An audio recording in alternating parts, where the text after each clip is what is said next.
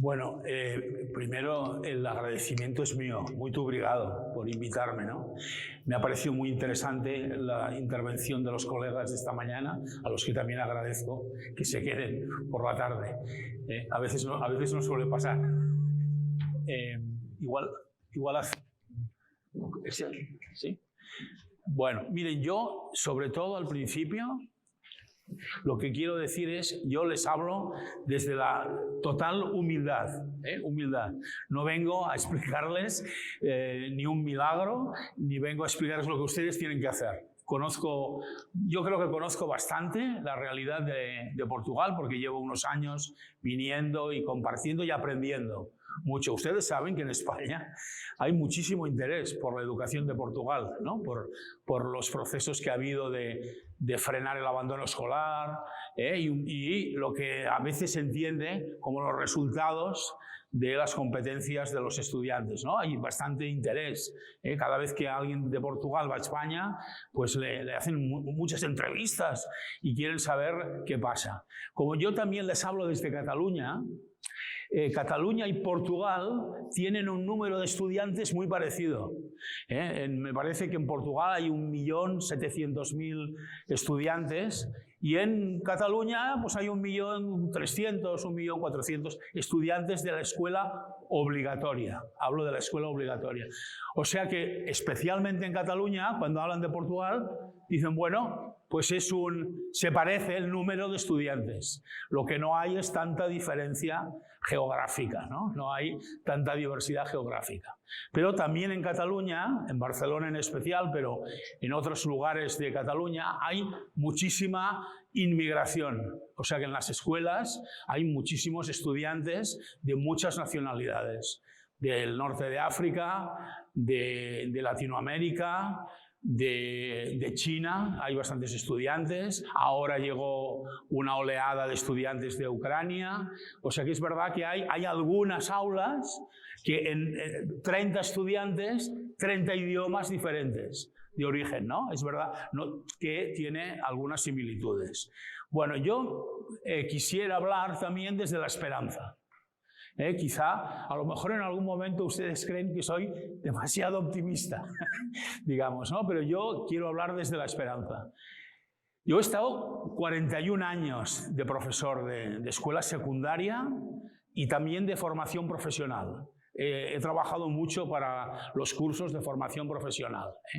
He sido director de escuela y luego fui del equipo directivo de la red de escuelas de jesuitas de Cataluña. Pero yo les hablo desde mis 41 años de profesor de aula, de profesor de lengua y literatura españolas, ¿no? Ya digo, tanto. Y también he vivido, cuando yo empecé a dar clase, daba clase en los cursos que no era de escolarización obligatoria. La escolarización en España se acababa a los 16 años, a los 14 primero. Cuando yo empecé a los 14, luego se alargó hasta los 16, porque ya saben ustedes que en España no es obligatorio hasta los 18 años. Aunque prácticamente todo el mundo intentamos que estudie, ¿no? Pero yo empecé a dar clase en los cursos que los estudiantes estaban allí, entre comillas, porque querían, después de la escolarización obligatoria. Y también es verdad que los estudiantes que tenía en clase eran estudiantes normalmente de clases acomodadas. O sea que esos estudiantes ni pensaban en no estudiar. Es que no, igual que no pensaban que aquel día no iban a comer, tampoco pensaban que iban a dejar de ir a la escuela. Y luego, claro, fui profesor en el momento de que se extiende a la escolarización obligatoria, y entonces todos los estudiantes están en el aula. Todos.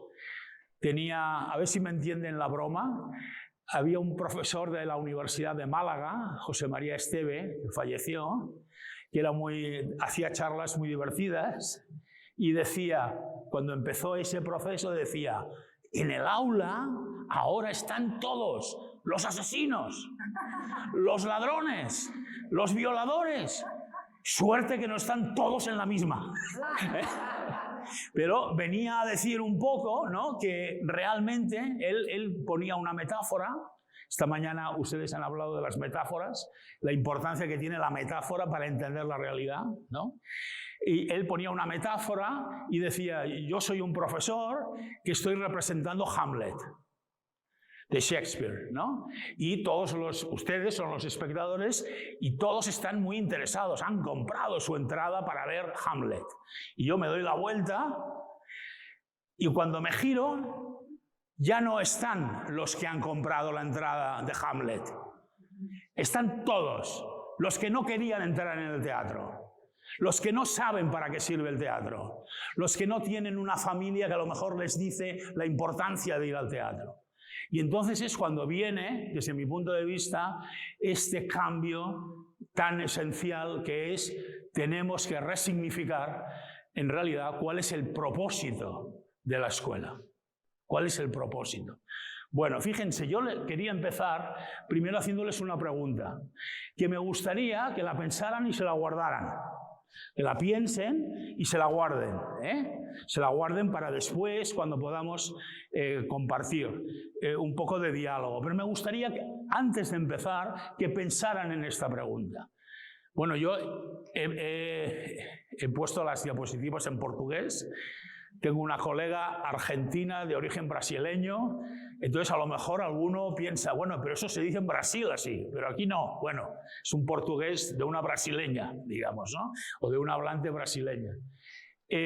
¿Cuál es el mayor desafío? ¿Cuál es el mayor gasto de energía? Esta mañana hemos oído algunas cosas, ¿no?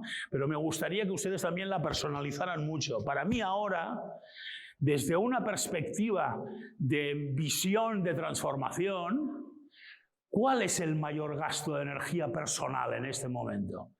¿Qué es lo que me lleva más gasto de energía?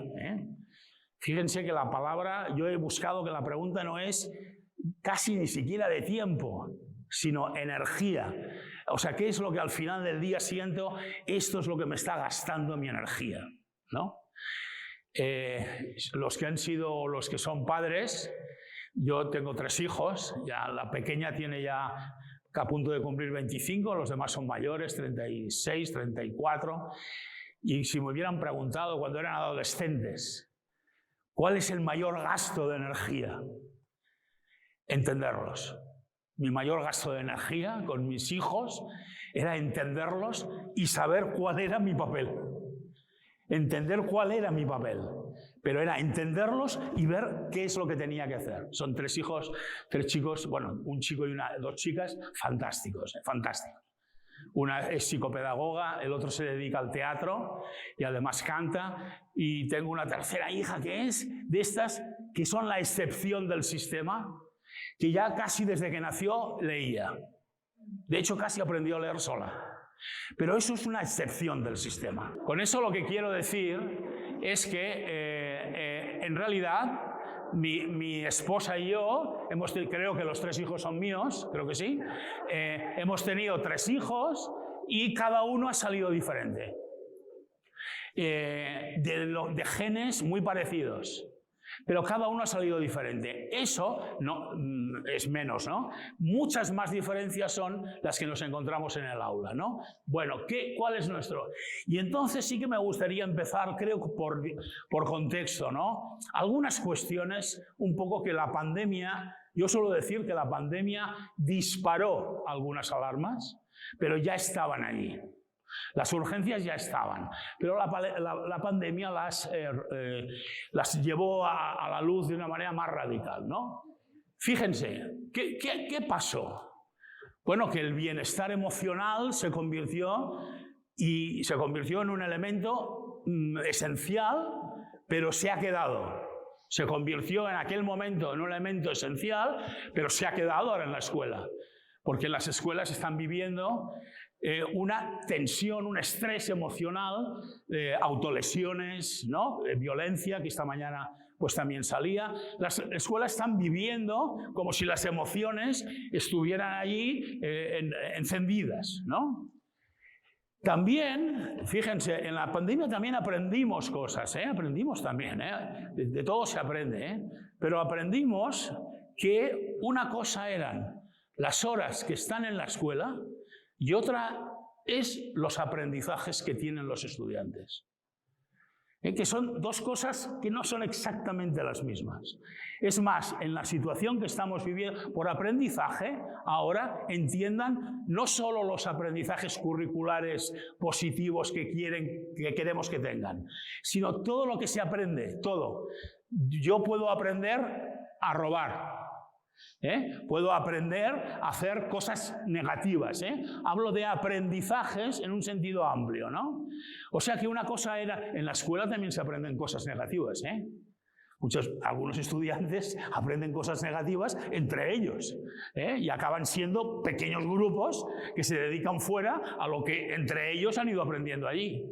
Pero no quiero centrarme en lo negativo. Pero sí que vimos que una cosa son las horas en la escuela y otra las horas de aprendizaje. Es más, en algunas escuelas, ahora les hablo de las escuelas de jesuitas de Barcelona, están en diferentes entornos sociales. No son de clase alta, son clase alta, clase media y escuelas con bastante inmigración. Es muy diferente, muy diverso.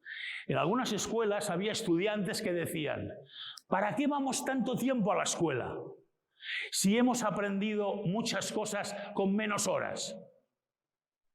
Lo digo de estudiantes que aprendían cosas, ahora digo positivas. A nosotros nos hizo pensar mucho. ¿Por qué? Porque incluso algunas personas dicen: no sé si somos capaces de valorar todo lo que los estudiantes aprenden fuera de la escuela para integrarlo en los aprendizajes de la escuela.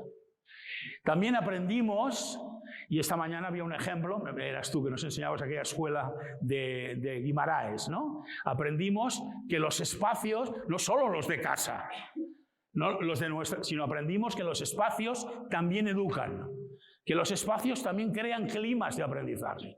Esta mañana, varios de las personas que han hablado aquí han puesto ejemplos de actividades de aprendizaje en la escuela, en las que el espacio era muy importante. No es lo mismo aprender poesía en un aula que parece una cárcel, que a lo mejor aprender poesía en un aula que por la ventana se ve la naturaleza, se ve el sol, se ve la lluvia, se ve la luz. No es lo mismo. No es lo mismo. Por eso el teatro crea condiciones para entender el mensaje, ¿no? Y luego también vimos algo que a mí me parece muy importante, ahora que tenemos tanta tensión emocional y psíquica en la escuela, que una cosa son las medidas de salud y otras son las estrategias que necesitamos para educar. Desde mi punto de vista, y creo que Portugal hizo algo muy parecido a España en general, al principio las medidas de salud arrollaron y pasaron por encima de las consecuencias que tenía, por ejemplo, en la educación infantil, tener a todos los niños en casa. Porque las medidas de salud eran muy importantes, y lo eran, no soy un negacionista, lo eran. Pero en Cataluña, por ejemplo, después, la pandemia empezó en marzo, en diciembre hubo una gran manifestación de psicólogos y pedagogos que decían: los niños tienen que volver a la escuela. Tienen que volver a la escuela. Porque recuerden, niños que aprendían a hablar con las maestras la máscara, que no me salía el tapabocas, que dicen en Latinoamérica, con la máscara, ¿no? Con la mascarilla que decimos allí.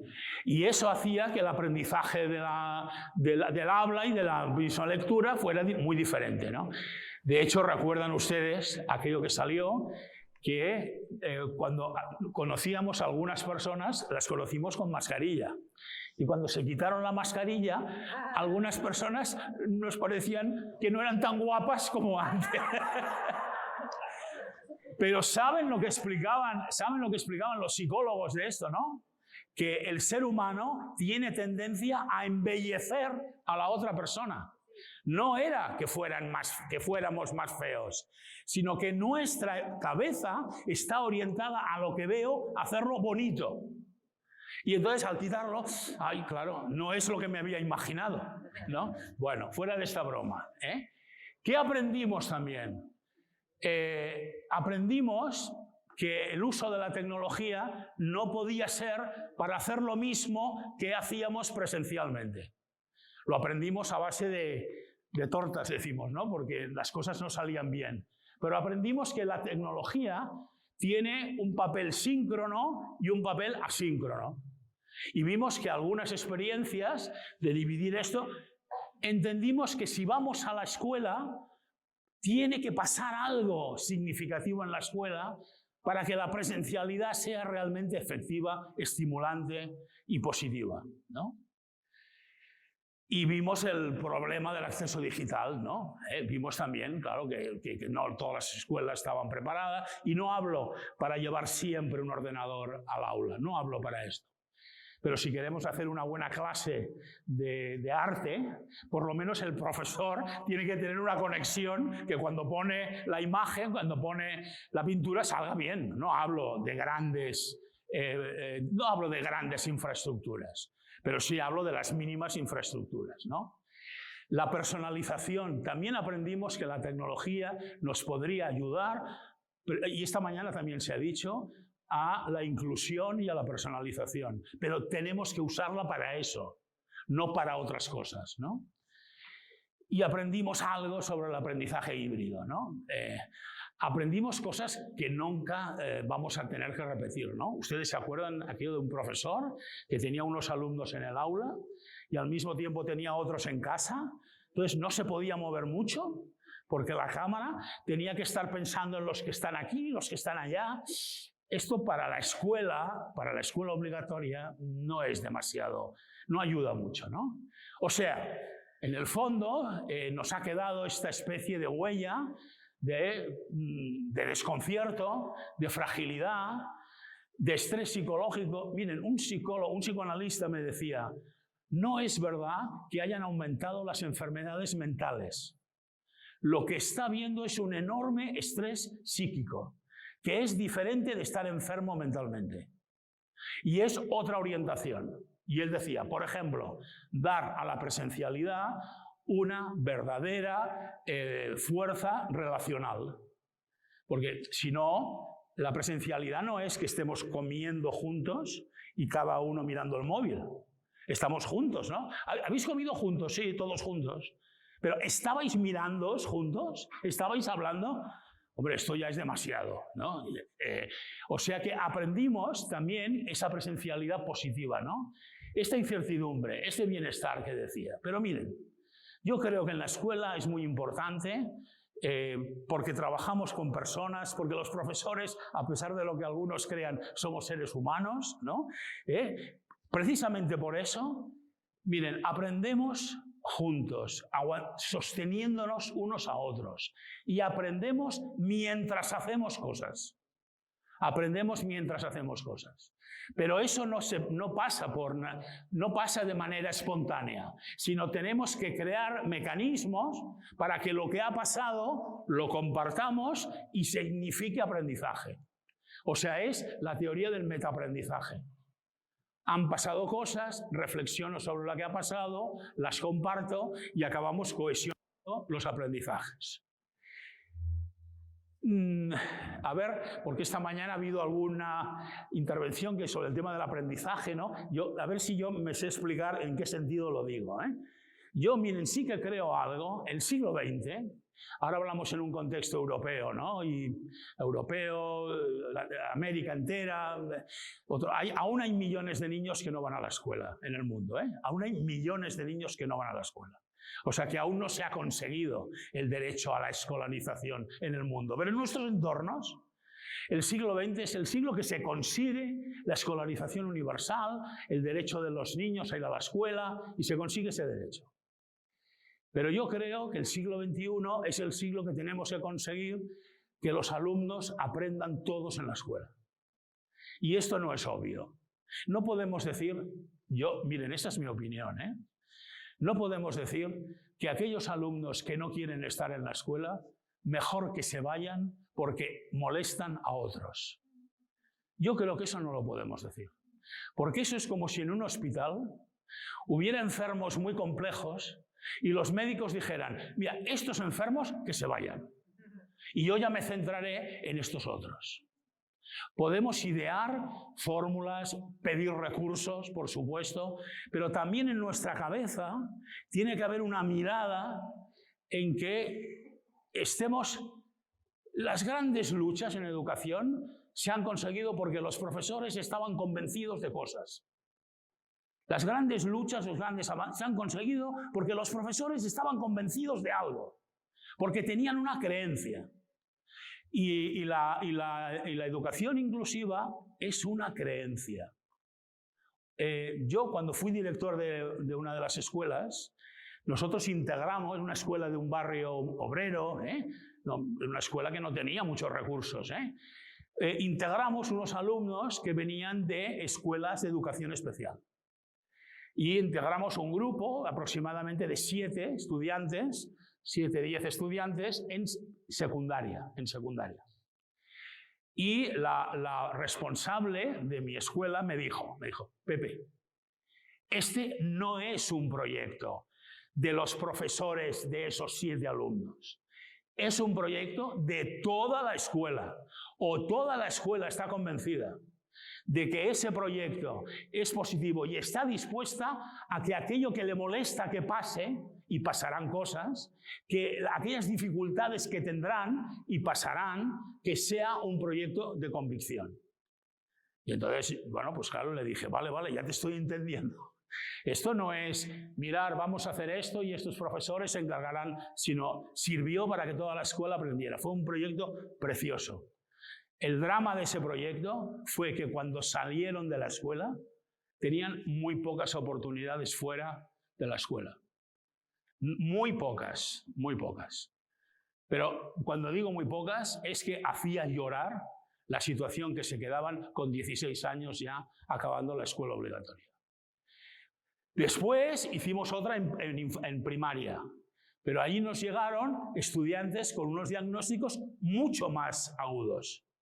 Y dije, ostras, estos no son los mismos, que no tienen las mismas, tienen muchas más dificultades. Y entonces hubo que hacer otras cosas.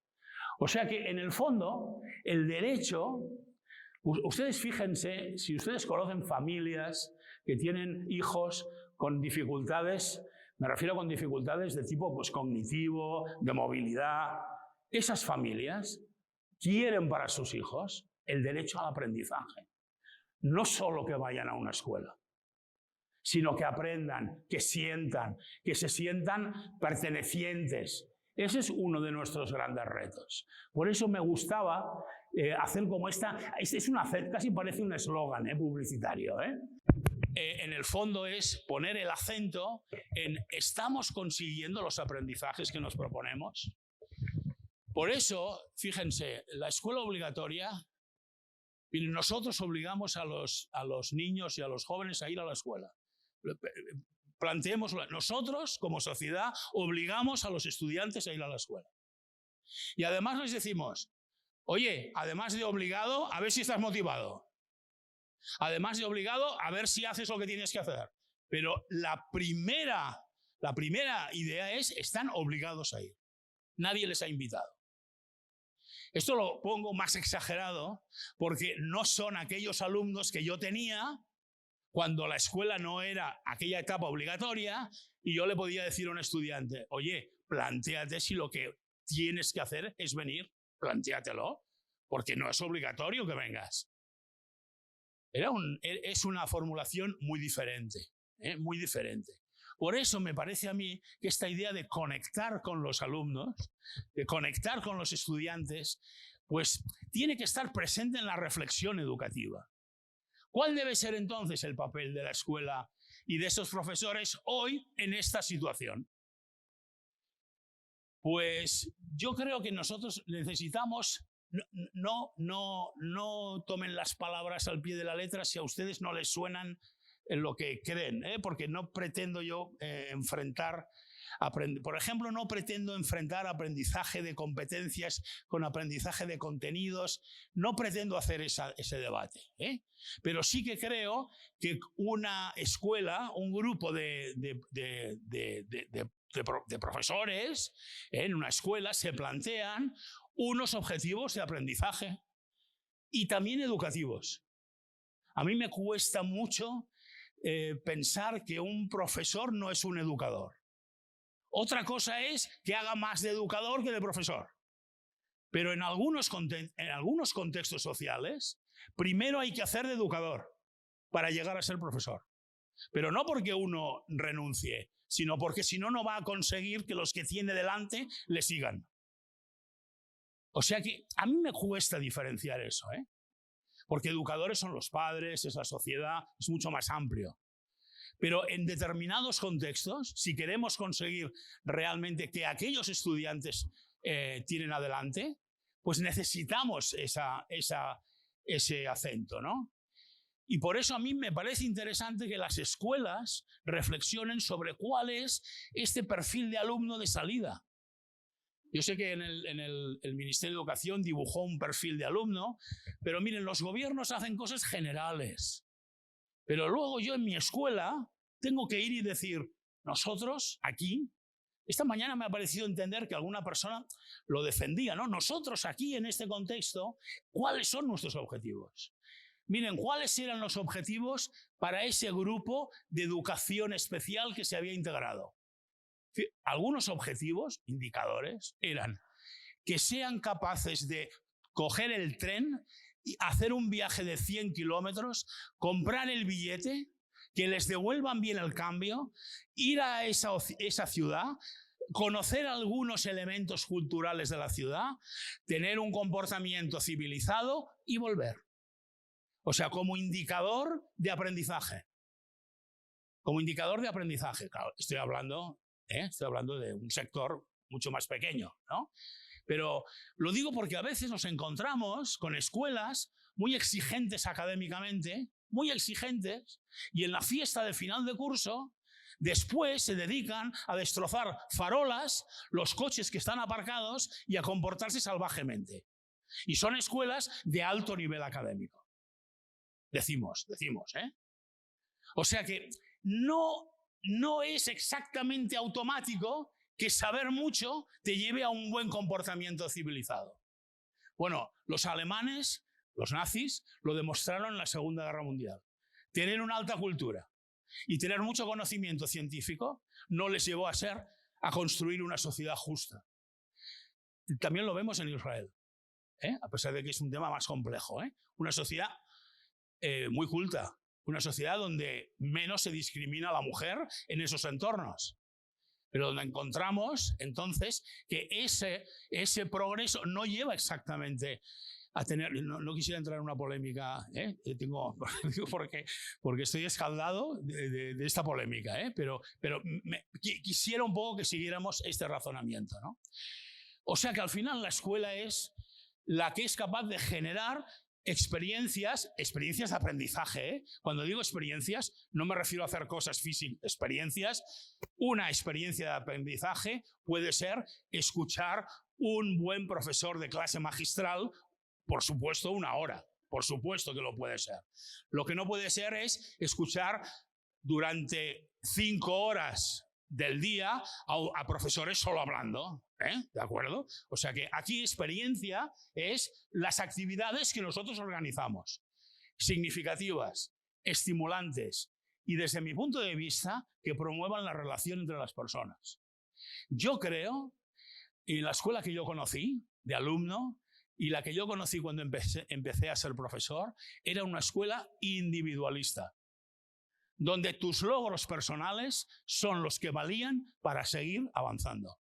No tenía nada que ver con los logros de los que tenías a tu alrededor. Si a ti, trabajando en grupo, alguien te frenaba, lo mejor era apartarlo, porque estaba impidiendo mi progreso personal. Y desde el punto de vista de la construcción de ciudadanía, para mí, eso es uno de los elementos que en la escuela debemos trabajar más. que trabajar en equipo significa que me hago corresponsable del avance de todos los estudiantes. Tengo un colega en Chile, de profesor de universidad, que se le ocurrió la siguiente experiencia. Trabajaban colaborativamente los estudiantes y después él aleatoriamente examinaba a uno y decía, la nota de él es para todos los demás. Él me decía, no te puedes imaginar lo que se esforzaban entre ellos a que todos alcanzaran el nivel. Estoy hablando de la universidad, también no estamos hablando de la escuela obligatoria, estoy hablando de la universidad. Pero fíjense en el fondo, porque al principio a mí me parecía una experiencia salvaje, injusta. Me decía, no te puedes imaginar lo que se esforzaban todos para que todos aprendieran y al final salieran allí y lo hiciera bien, ¿no? Hubiera aprendido bien, ¿no? Esta es una traducción, es un libro que escribí, que me publicaron en Buenos Aires en 2020. Es una traducción al portugués del original, ¿no? No está en portugués, pero fíjense que para mí, el sentido que decía ahora es cuando me parece, antes que aprender, tenemos que crear las condiciones relacionales. Antes que aprender, bueno, déjenme que haga una cierta propaganda jesuítica. Déjenme que haga una propaganda. San Ignacio decía, es imposible aprender si uno no está en paz consigo mismo. Bueno, luego los jesuitas han hecho muchas cosas, no entremos ahí, pero quédense con la idea. Es imposible aprender si uno no tiene paz interior. Si uno no tiene una cierta... ¿Verdad que es imposible aprender si no he almorzado por la mañana? ¿Verdad que es imposible aprender si mi padre pega a mi madre? ¿Verdad que es imposible aprender si yo soy una chica violada en mi entorno familiar? ¿Es que es imposible aprender? Esto es lo más radical. Pero si yo voy a la escuela, si nosotros como docentes no somos capaces de crear un clima de paz, de tranquilidad, no estoy hablando de flower power, no estoy hablando sino estoy hablando de crear las condiciones relacionales, porque así podemos entender, podemos compartir la experiencia de ese proceso de vivir juntos, ¿no? Por eso, fíjense que al final, casi todos los grandes proyectos educativos de los estados, al final dibujan la escuela obligatoria, ¿qué es? Una escuela para aprender eso que esta mañana se decía también difícil de concretar, que son las competencias esenciales o los conocimientos esenciales. Yo creo que ese es un debate que también hay que hacer en las escuelas. ¿Cuáles son? Y la parte y el objetivo de crear las condiciones de ciudadanía, ¿no? Ahora denunciamos la subida de la extrema derecha, la subida cómo las fake, bueno, en las elecciones primeras que gana Trump en Cataluña, a raíz de todo el proceso independentista, entró masivamente toda una trama tecnológica desde Rusia. Masivamente, y empezaron a salir imágenes que al final eran mentira, tanques del ejército español entrando por Barcelona, y a pesar de que la gente vivía en Barcelona, bueno, pues hubo muchísima afectación de las fake news. Entonces, ¿quién tiene que educar? ¿Quién tiene que preparar a unos estudiantes a distinguir entre lo real y lo que es una manipulación? Todos, pero la escuela tiene su responsabilidad. Todos tienen que educar, pero la escuela tiene su responsabilidad aquí importante, ¿no? Por eso me parece a mí que esta idea de conectar con la vida de los estudiantes... Miren, no es lo mismo enseñar, porque lo digo por propia experiencia, no es lo mismo enseñar a Shakespeare en una clase de chicos que preguntas y la mitad han ido con sus padres a verla. La mitad, Hamlet, así, qué aburrida, pero fui a verla, qué aburrida, pero mis padres me llevaron a verla, vi actuar, a ir a otra escuela que cuando dice Hamlet, creo que tengo un amigo rapero que se llama Hamlet. No es lo, estoy haciendo un poco de... Pero no es lo mismo. Claro, no es lo mismo decir... Les estoy diciendo cosas que me pasaron a mí. Mira, el mito se basa... ¿Habéis visto esta película que están haciendo ahora? Y la mitad dicen, sí. En la otra escuela, nosotros no vamos al cine. No vamos al cine. Claro, yo no puedo pensar que los aprendizajes...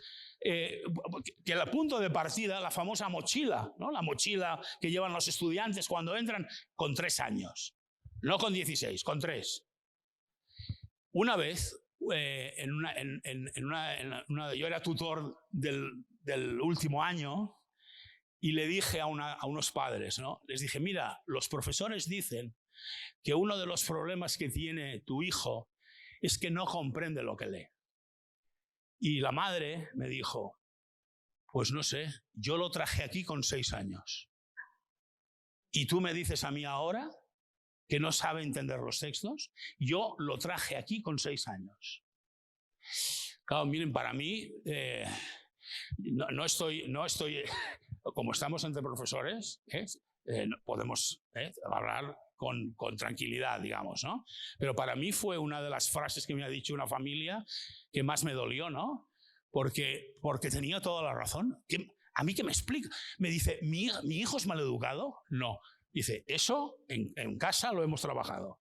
¿Mi hijo se dirige mal a los profesores? No. Esa es mi responsabilidad. Pero la vuestra es que aprenda a leer. Aprenda a leer, ahora lo digo en el sentido no lo básico, sino que comprenda los textos, ¿no? Esa es una reflexión que yo creo que sí que tenemos que ir haciendo, ¿no? Por eso, a mí me parece que los procesos de transformación no pueden ser como parches. A veces hemos vivido una escuela, hay un programa para aprender matemáticas fantástico, vamos a ponerlo aquí. Hay un programa para aprender y vamos haciendo parches. Y como se decía esta mañana, vamos poniendo cosas una encima de otra, además de la educación sexual, de la educación para la salud, de la educación vial, vamos poniendo, pero ni quitamos nada ni globalizamos, ¿no? Por eso me parece que sí que al final la escuela como su negocio, lo digo en el sentido más noble, no, el business que dicen en inglés, ¿no? ¿Su business cuál es? Educar, enseñar y aprender. No, el orden, no educar, o sea, enseñanza, aprendizaje en un contexto educativo. No pongan el orden en sentido de prioridades. Por eso hablar de profesores, de espacios, de alumnos, de organización, de currículum, es una cuestión que tenemos que trabajar como agrupamiento, como centro educativo. Necesitamos un poquito adaptar aquello que nos dicen que tenemos que hacer, adaptarlo a cada centro, ¿no? Y este giro de enfoque del aprendizaje sí que nos pide nuevas condiciones escolares, ¿no? Y sí que nos pide un papel del profesor, no cambiar a los profesores, ¿eh? A nosotros, cuando hicimos el proyecto Horizonte 2020, nos preguntaban, ¿pero habéis echado a muchos profesores? No echamos a ninguno. Lo que sí hicimos fue una gran inversión en formación. Eso sí. Pero echar, además esta pregunta, pues si he hecho a los profesores, me quedo sin trabajadores. Bueno, es un poco, ¿qué piensas? ¿Que voy a buscarlos a Marte? ¿No? Me interesa precisamente el conocimiento y la experiencia que tenemos los profesores, hayamos hecho las cosas mejor o peor.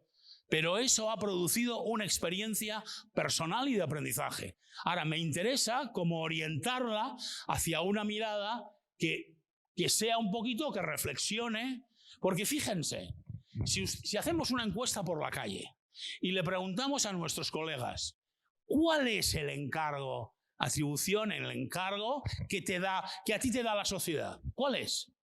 ¿Para qué te pagan? Aunque sea mal, pero ¿para qué te pagan? Encontraremos respuestas muy diferentes. Esta mañana me ha parecido que alguna persona también lo decía. Necesitamos cohesionar cuál es el propósito de la escuela y cuál es la responsabilidad del profesor.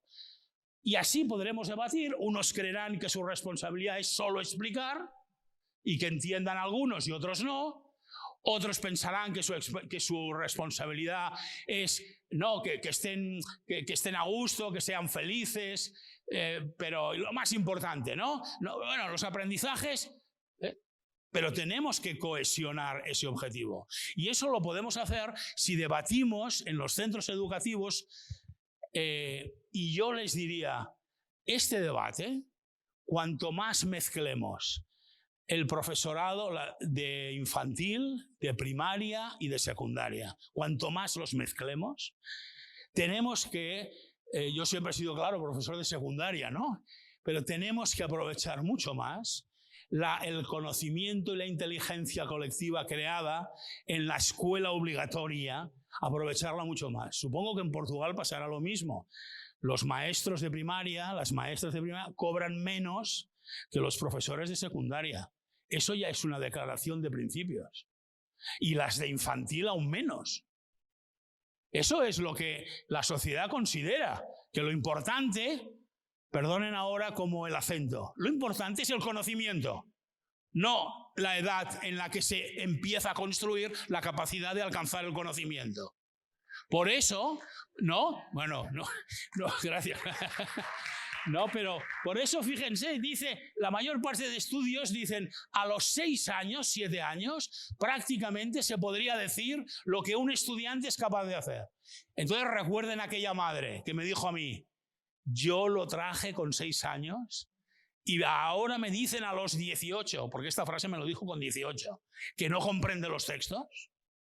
Ahí necesitamos ese trabajo mixto más fuerte, Y yo creo que al final esta responsabilidad es, fíjense, es cuál es la tarea esencial y prioritaria que nos dan como profesores para conseguir unos objetivos educativos que nos hemos propuesto.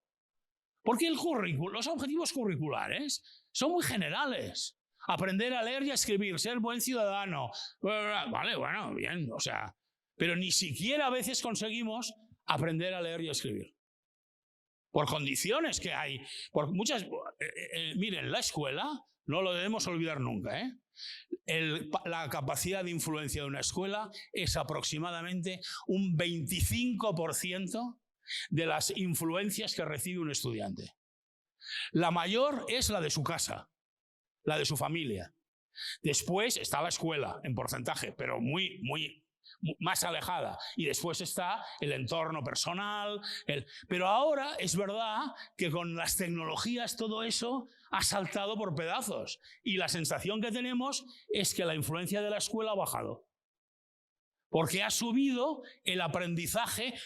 Ese que había fuera de la escuela y fuera de la familia ha crecido de una manera, y cuando digo aprendizaje lo digo como influencia, en el sentido no ya positivo, sino como influencia.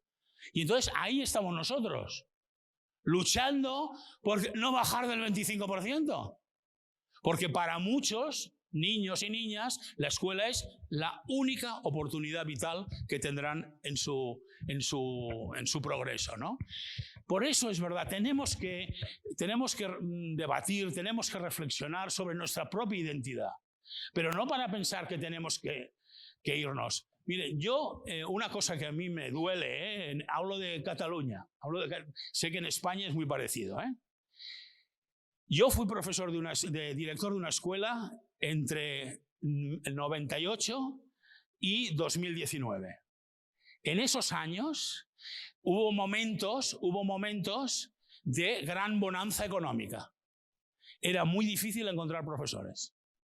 En el momento que la economía funciona bien, hay trabajo por todas partes, muy difícil encontrar profesores. Vino la crisis de 2008 y de repente un montón de gente descubrió su vocación educativa. De repente muchas personas se acercan. No, es que ahora he visto que a mí la educación me importa. Mira, déjame ser un poco escéptico, Porque entonces, y eso es un derecho de las personas, a tener trabajo, pero ¿Cuál es la dificultad? Y ahora está pasando en España, ahora igual, en la secundaria igual, O sea, al final uno tiene vecinos, tiene amigos, todos. No, es que quiero hacer el máster de secundaria. Y luego, pero tú, ¿qué haces en una escuela? No tienes este perfil, no tienes. Una escuela es para ir una escuela, aunque te haga sufrir, si uno tiene vocación, es capaz de encontrar el sentido vital a lo que hace. Pero si uno no le gusta, lo acaba deprimiendo y lo acaba machacando. O sea que ahí, cuando hablamos de la identidad, a mí también me gustaría ser exigente con las personas que quieren ser profesor. Y probablemente les voy a pedir que tengan buenas competencias de conocimiento. Claro que sí, bueno, solo faltaría. Pero le voy a decir también, pero si tú no tienes una competencia, que es la competencia relacional, de empatía y de ponerte en el lugar del otro, te has equivocado de profesión. Vete a un centro de investigación científica. Vete a un instituto de ocio donde se crean pues apps para divertirse. Pero no es una escuela. No es una escuela el sitio apropiado. Y en este sentido, esta mañana, pues claro, salían muchas con gran intensidad. A mí me ha parecido muy interesante el propio debate sobre el reconocimiento. Yo, como esta mañana, déjenme que lo complemente, no que diga la posición contraria, sino que lo complemente. Es cierto que los profesores vivimos una sensación de, bueno, yo se lo he oído a colegas míos, ¿no? Cuando yo iba a la escuela y un profesor me castigaba, iba a casa y mi padre me castigaba otra vez y me daba una torta. ¡Qué gran elección pedagógica! Mi padre no pegaba. A mí nunca me ha pasado, me han castigado muchas veces, pero mi padre nunca me ha pegado. Y tengo un colega chileno también que dice, de Latinoamérica, desde que los padres no pegan a sus hijos, los estudiantes tienen menos miedo en la escuela. Eso no lo digo porque ustedes, además hablaba con Luis, ¿no? Con Luis Sergio, y me hablaba mucho, y esta mañana lo he visto, que como aquí una gran vivencia sobre incluso la violencia, ¿no? La indisciplina, quería decir, ¿no? Yo a algunos colegas míos, yo ahora no estoy, ya estoy aposentado, que dicen ustedes, pero voy a hacer mucha observación, sigo haciendo mucha observación. Claro, hay algunos episodios de violencia. Yo les tengo que decir, yo trabajé estos 12 años en una escuela de alta complejidad. Una vez un estudiante le pegó un puñetazo a un profesor. Y a mí un padre me amenazó. ¿no? Castigamos a su hija y me amenazó. Me dice, tú me ganas por la palabra, pero yo te gano por los puños. Y bueno, fue un momento tenso. Pero es verdad que no viví más situaciones de esas, ¿no? Y es verdad que seguramente es muy duro. Pero no sé cómo decirlo, En los hospitales, ¿verdad? En los hospitales también se está viviendo una situación, y no son jóvenes, no son adolescentes, situaciones de amenazas, incluso de violencia. No sé si se acuerdan, después de la crisis bancaria, en las oficinas de correos empezaron a levantar como paredes de cristal, porque algunos clientes habían pegado a los trabajadores de las oficinas. Es decir, al final tenemos un problema social de violencia, que lo que nos preocupa es que va bajando en la edad, que va bajando, Hay un cierto problema de autoridad, pero el problema de la autoridad, desde mi punto de vista, no puede ser mirar hacia atrás y pensar cuando la autoridad no era autoridad, era miedo. No puede ser esa la solución. Fíjense, cuando yo llegué a esta escuela de director, un profesor me dijo, oye Pepe, si te llaman hijo de puta, no te rebotes. ¿Han entendido, hijo de puta? Sí. No te rebotes, ¿eh? No lo castigues, sino intenta acercarte a él y saber qué le pasa. Yo llevaba 18 años de profesor, ¿eh? En la escuela donde yo estaba, un alumno le decía hijo de puta, bueno, pasaba, pero se lo decía y automáticamente era expulsado de la escuela. Pero en aquel contexto, fíjense, qué interesante, ¿eh? Mi hija psicopedagoga también me lo dice, porque trabaja con alumnos de dificultades, de dificultades de comportamiento, ¿eh? Y me dice, cuando a un alumno de esa condición lo echas de la escuela, lo estás llevando al lugar de donde viene maleducado. Le estás privando de seguir. Y entonces ella me decía, yo intento decirle a mis colegas, tenéis razón, se ha portado mal, ha robado esto, ha insultado, pero si tú lo echas, lo estás llevando al lugar de donde vino,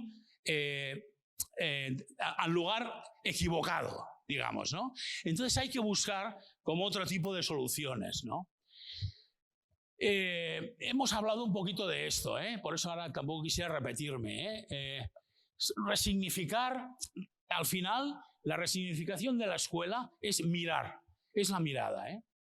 En el libro este que escribí tenía un capítulo que decía, cuando nosotros evaluamos, ¿qué miramos de los alumnos? ¿Qué miramos? ¿Qué miramos? ¿Miramos estrictamente los conocimientos que ha puesto en un examen, en un ejercicio? Me parece que has sido tú, ¿no?, que has explicado esta anécdota de una vez que le dijiste a una...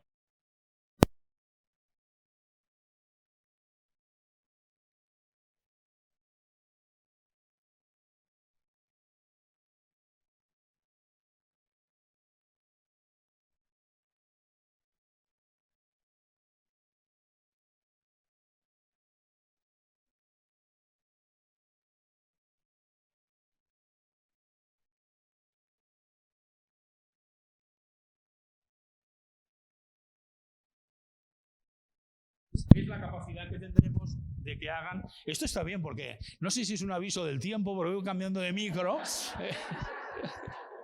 Yo tengo aquí mi... Sí, tengo aquí el... quisiera... ahora llevo 50 minutos, ¿eh? En el fondo quisiera acabar ya a lo mejor en 5 o 7 y que pudiéramos luego comentar, hacer como un contraste de opiniones, ¿eh? Esta educación, pues, que tenga un propósito que nosotros mismos, ¿no?, acordemos, porque, insisto, saber no es sinónimo de ser una buena persona. Tengo un buen amigo que ha escrito ahora un ensayo que dice, la cultura como el aire que respiramos. Y en el ensayo dice, pero la cultura no garantiza una sociedad más justa. Ya lo hemos visto. Lo que garantiza una sociedad más justa es cómo interpretamos, digerimos y acordamos que esa cultura nos construya como sociedad. A mí me parece, fíjense cuántas sociedades. Mire, ustedes saben que siempre se habla de que en Europa del Sur siempre ha habido como una mirada sobre la mujer y los niños, ¿no? Pero en Suecia, en Noruega, ustedes han visto aquella película, La cinta blanca, ¿no? La cinta blanca es una, no me acuerdo del director, un director un poco muy duro, es la historia de una población alemana justo antes de la Primera Guerra Mundial. ¿Y saben quién abusaba de los niños? El médico, los padres y el salvador, entre comillas, el que denuncia la situación, ¿quién era? El maestro, el profesor del pueblo, ¿no? Bueno, menos mal, porque también ha habido maestros que han abusado de los niños, ¿no? Pero fíjense, en sociedades avanzadas no se acaba de resolver precisamente algo que está aquí dentro, algo que está en nuestra mirada, que está en nuestra manera de entender la realidad y de comportarnos. Por eso hablamos de que la escuela, el conocimiento, queremos que sea para cambiar comportamientos. Para cambiar, para orientarlos, ¿eh? No son malos de entrada. La educación, el propósito es, vamos a hacer ciudadanos que entiendan, que sepan comprender, interpretar, pero que sepan construir una sociedad más justa, ¿no? Y bueno, ahora esto viene, yo como le pasaré la presentación, quizá alguna, me lo digo porque no quisiera perder este hilo que quería seguir ahora. En otra de las páginas de este libro que les decía que había publicado en el 20, por eso decía esto, miren, y esta mañana también alguien lo ha dicho, ¿no? Ha dicho, se ha acabado el modelo, está muerto el modelo tradicional, aunque siga imperando, pero está muerto. Porque el aprendizaje enciclopédico está muerto. Porque o produce el abandono de los estudiantes o produce una especie de indigestión de información que una vez la vomito, luego ya no la digiero. Y si yo, esta mañana he oído algunos ejemplos que me han parecido apasionantes, ¿no? Relaciones entre las matemáticas, la música, la historia, pero para eso tengo que crear una condición de aprendizajes interdisciplinarios. Para eso tengo que hacer proyectos entre los profesores que sean interdisciplinarios. Eso es algo que podíamos aprender bien de la primaria y de la escuela rural. Fíjense en la escuela rural, al final todos juntos. ¿Qué pasa? Que salen menos competentes, luego son incapaces de ir a estudiar estudios superiores, pero han vivido en unas condiciones que básicamente les ha producido unos aprendizajes entre edades, entre conocimientos, entre diversidad, bastante interesantes, ¿no?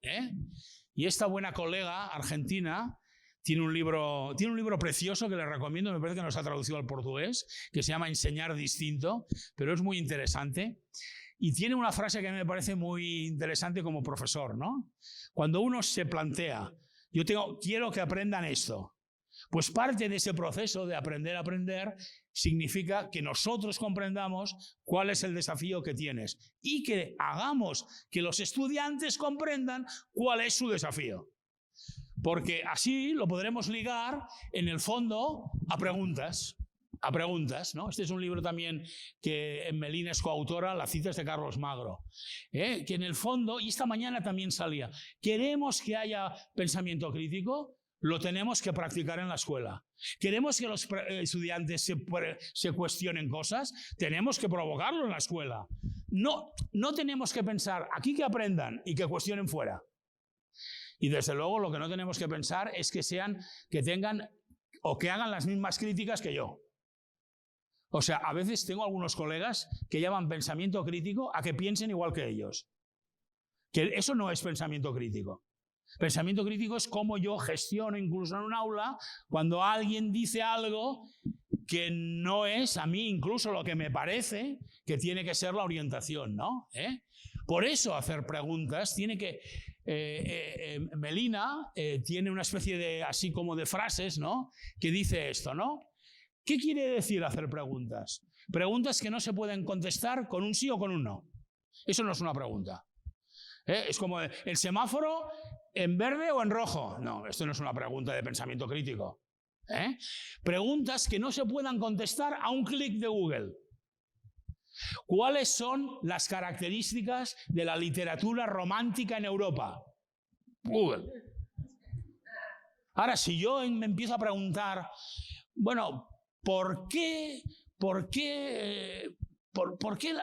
la literatura, como la cultura y el arte, al final tienen fenómenos como de respuesta justo a la anterior época, ¿no? Que se van moviendo por movimientos de pensamiento social, cultural? ¿Por qué? Si yo lo pongo... Miren, ¿saben qué pasa ahora? Que si lo pregunto en el chat GPT, igual me lo responden, Que no quiere decir que lo que responda sea verdad, pero lo responde, O sea, las preguntas complejas que en Google no funcionan, en el chat GPT funcionan. Lo cual no quiere decir que sean correctas. Esto también lo sabemos, Porque Google aún te dice de dónde ha salido la información. Pero el ChatGPT no te da ninguna referencia de dónde ha sacado la información. O sea que, y si no la sabe, se la inventa, Si no la sabe, se la inventa. Se la inventa no como un ser humano. No como un ser humano. Porque ustedes saben que el ChatGPT funciona por probabilidades. Si tú le haces una pregunta, el 80% de la información que circula en la red sobre esta pregunta contesta esto. O sea que si tú le haces una pregunta que no sabe, aunque la respuesta pertenezca al 1%, te la dará como buena, ¿no? Pero esto en realidad no ha hecho más que empezar, ¿no?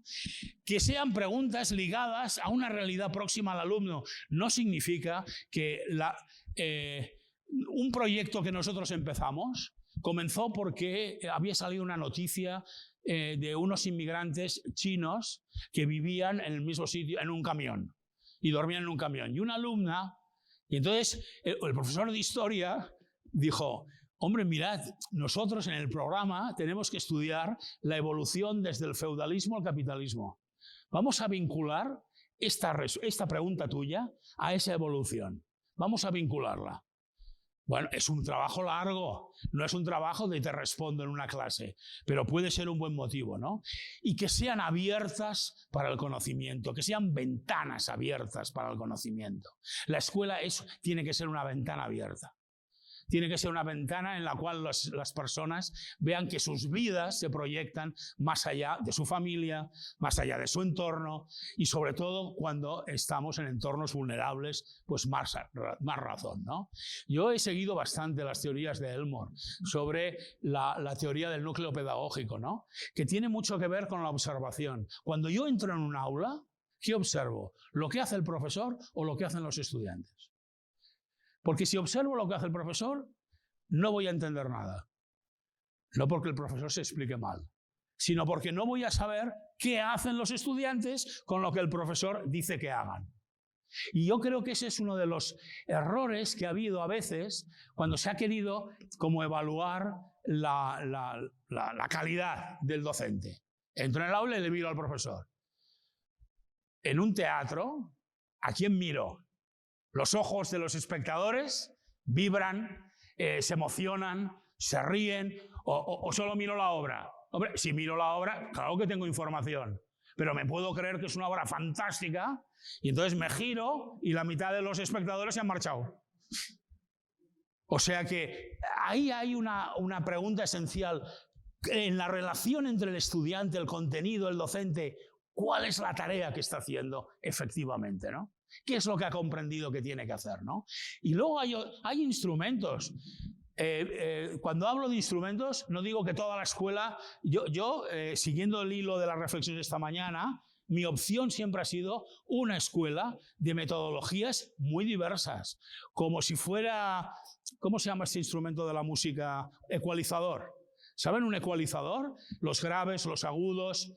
Desde mi punto de vista, y es lo que aplicamos en el proyecto de Jesuitas, las metodologías tienen que ser elementos de compensación y de equilibrio, porque desde luego ni suprimimos las clases magistrales, pero sí las bajamos en proporción, ni todo pasó a lo que los estudiantes quieren hacer, pero sí buscamos intereses concretos a través de la participación, ni decidimos que todos los profesores serían una especie de actores que van entreteniendo a la gente, pero sí que nos pareció importante que los profesores fueran personas que empatizaran, que pensaran que la parte comunicativa es importante. Y algo que me parece esencial es que al final vayamos como transitando.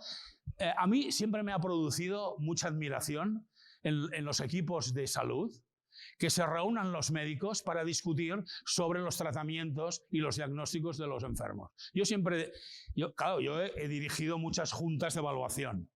Este alumno ha suspendido 6 asignaturas y preguntabas a los profesores: ¿tú qué piensas? Es que no estudia, que lea más. Pero su problema es que a los 3 minutos de leer está aburrido. O sea, tendremos que buscar otra estrategia. O está dormido. Que se esfuerce más. Bueno, pero este alumno lo que me dice a mí es que se pasa no sé cuántas horas, pero no entiende nada. O sea que busquemos esas miradas, sí, un poquito de mayor conocimiento de lo que significa el proceso de enseñanza y aprendizaje. Por eso creo que el contacto entre la secundaria, infantil y primaria sería muy bueno para el conjunto de la escuela. A mí me duele un poco, ¿eh? Yo soy de secundaria, ¿eh?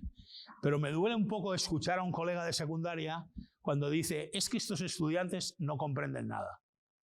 Digo, te estás cargando todo lo que ha pasado hasta que han llegado a tu curso. Han tenido una pandilla de maestros incompetentes. Entonces alguno dice, no, es que los han ido aprobando. Bueno, no exageremos, ¿eh? No exageremos, porque en los últimos 20 años, no creo que haya sido la causa mayor, ¿no? Es verdad que hay una crisis importante porque hay una presión para disimular los resultados, para disimularlos. Y eso nos está haciendo daño. Pero nos está haciendo daño porque queremos disimularlos.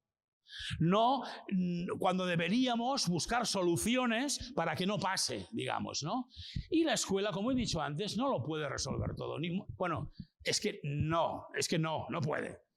Pero la escuela le afecta a todo lo que pasa, ¿eh? Lo peor del bullying de una escuela, y yo, miren, yo he sido responsable del protocolo de abusos sexuales en la red de jesuitas, ¿eh? He sido el responsable, ¿eh? Imagínense lo que significa eso, ¿eh? El responsable no de que pase, sino de la respuesta que das. He sido también el responsable de cómo se enfocaba, cómo se respondía al bullying. Lo primero que les decía en la reunión primera a mis colegas es, no quiero ni que neguéis que eso es bullying, ni que neguéis que ha habido un abuso sobre la persona. Porque como he trabajado mucho con asociaciones de abusos sexuales, ustedes ya saben que cuando una persona de 50 años decide denunciar que padeció abusos, el 99% está diciendo la verdad. El 99%. Porque a los 50 años, ¿qué demonio vas a tener que decirle a personas que ni siquiera su pareja lo sabía, que habían abusado de ti cuando eras pequeño? ¿No? O sea que esa mirada de no neguemos lo que pasa, no lo dramaticemos, me refiero, no nos creamos todo, pero no lo neguemos, ¿eh? Y lo mismo pasa con la tecnología, ¿eh? No quisiera entrar, es un tema muy... Y me gusta mucho esta frase de Francesc Pedró, de UNESCO, en una conversación que tuve con él, que publico en mi blog, conversaciones así con personas de diferentes partes del mundo educativo, que me decía esta frase, no es muy bonita, ¿eh? Me decía, el valor de las competencias relacionales y comunicativas y la capacidad de crear nuevas respuestas nunca han estado nunca, pero no lo dice como han de estar, sino es que los docentes son capaces de dar respuestas a las competencias relacionales, comunicativas y dar nuevas respuestas que no están en ningún manual. ¿En qué manual estaba la respuesta que tú diste a esta? No. Está en tu mirada, en tu intuición, en tu compromiso, en tu pasión, que hemos visto que era intensa, ¿no? ¿En dónde está? Está en nuestra intuición de profesor, pero para eso tengo que tener, es verdad, esta vocación, ¿no? Porque si no la tengo, no empatizo con el otro. Un médico que no empatice con un enfermo, que se vaya a escribir libros, pero que no atienda a ningún paciente, porque está haciéndole daño profundo, ¿no? Y también un poquito esta inercia que a veces nos podemos dejar conducir, ¿no? Es muy importante las creencias que tenemos. Por eso es importante el debate entre los colegas que piensan diferente que nosotros. Yo siempre decía, si tú en tu equipo directivo nombras a las personas que se parecen a ti, pues se ha acabado ya el debate. Si tú solo contratas a personas, a docentes que piensan igual que tú, se acaba el debate. Lo más importante es ser capaz de cuestionarte tus propias creencias. Y nosotros, como docentes, yo cuando empecé a dar clase, sí que tenía una creencia, ¿eh? Mi creencia era, mi obligación es explicar, porque cuando yo explique, los alumnos lo entenderán todo. Al cabo de 2 años, dije, explico, pero empecé además en formación profesional, ¿eh? Y además explicando lengua, ¿eh? En formación profesional, no cosas técnicas, sino lengua, ¿eh? Y al cabo de 2 años dije, pues siempre que hablo, no sé si me entienden, ¿eh? A veces tengo que pensar en otra estrategia. Bueno, pues piensa en otra estrategia. Y tuve una suerte, que estaba en un centro, en una escuela, en que había mucho trabajo en equipo y muchos otros colegas me ayudaron a encontrar las respuestas. Que ese es el elemento también que me parece este trabajo en equipo. Porque miren, nos estamos formando siempre. No solo cuando vamos a un curso de formación. Nos formamos viendo cómo hacen los colegas las cosas. Nos formamos en las reuniones de evaluación. Nos formamos en una reunión de claustro de profesores. Nos formamos a través de los diálogos, las prioridades, los desafíos que establecemos. Nos formamos evaluando. Pero porque nos formamos de la manera en que evaluamos, la mirada que tenemos, ¿no? Nos formamos siempre sobre lo que hacemos, cómo lo hacemos y la transparencia. Siempre. Yo siempre decía, una persona que tenga muchos cursos de formación no está más formada que una persona que en su centro de trabajo, en su escuela, tiene las orejas abiertas y los ojos amplios. Porque va a aprender mucho de los demás. Tenemos que establecer pautas de espacios de aprendizaje entre los colegas. Y déjenme que diga una cosa, ¿no? Mire, la escuela no es un lugar para ir a otro sitio. La escuela tiene sentido en sí misma. No es un lugar de transición. La escuela no es... y perdonen, yo a veces me quejo de algunos comentarios de algún profesor de universidad, ¿no? Que dice, oh, es que estos estudiantes, no sé, dice que están mal preparados. Y ya, pero claro, estos estudiantes acabaron la escuela que era para todos. Entonces, tú en la universidad sigues haciendo lo mismo que cuando llegaban estudiantes con 4 años que ya habían tenido que escoger, voy a ir a la universidad, y sigues haciendo lo mismo. Primero es que no puedo hacer lo mismo, porque en la escuela obligatoria están cambiando las cosas, en la universidad también. Ahora, que cambien las cosas no quiere decir que cambien a mejor. Ahora voy a poner como el contrapeso pesimista. No quiere decir que cambien a mejor. Yo veo muchas escuelas que dicen que hacen innovación y hacen cosas muy, muy mal. Muy mal. Y veo escuelas que hacen innovación muy disruptiva, con un nivel de profesionalidad, de rigor muy alto. Claro, hacer cambio no significa que vaya a bien, pero es verdad que el cambio viene por sí solo. Así que me gustaría acabar un poco con esta frase de Freire, ¿no? Al final, como docentes que somos, reconocer que no lo sabemos todo, ni mucho menos. Decírselo a nuestros estudiantes tampoco es sano, es higiénico, ¿eh? Porque antes tú a un estudiante que te hacía una pregunta le podías mentir en la respuesta. Mentir quiero decir, esto era en el siglo XV, no, el XVI. Y ahora tienes un problema, ¿no? Que saca el móvil y dice, aquí dice que era en el 18. Y tú, bueno, claro, es que no lo sé todo. La cantidad de conversaciones familiares, ¿no? ¿Cuándo ganó el no sé qué? ¿Cuándo sacó el Google? Y ya lo sé, ¿no? Más o menos sé que puede ser verdad, ¿no?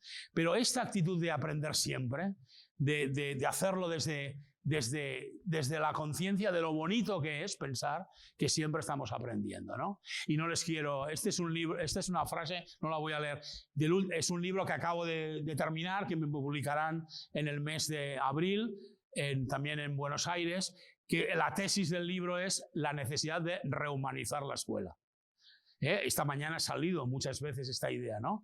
Pero para rehumanizarla es verdad que tenemos que afrontar muchos desafíos, ¿eh? Y el primer desafío es la propia restauración nuestra con nuestra historia, con nuestra vida personal también, ¿no? Vida, me refiero con la aceptación de mochilas que llegan de los estudiantes y que sea una escuela realmente, sí, que dé pertenencia, ¿no? Que haga un proceso de enseñanza y aprendizaje realmente humano, ¿no? Y solo así podremos responder a algo de la tecnología. Decíamos en la comida, ¿no? Nos ha llegado la tecnología. Miren, nosotros somos como si... ¿Se acuerdan aquellos soldados que iban en la batalla y los jefes del ejército los ponían porque eran los que tenían que morir, ¿no? Hasta la Segunda Guerra Mundial las guerras han funcionado así. Primero iban unos y los mataban a todos. Y aquellos iban, algunos, ¿no?, convencidos de que su muerte iba a ser por la patria. Ahora ya nadie muere por la patria, ¿no? Iba a ser... Nosotros, en la tecnología, somos aquellos que iban en la primera línea, que vamos a recibir todas, no nos van a matar, pero vamos a recibir todo ese impacto con un gran nivel de desconcierto.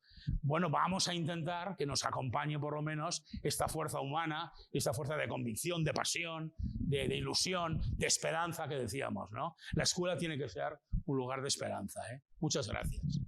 Muy obrigado.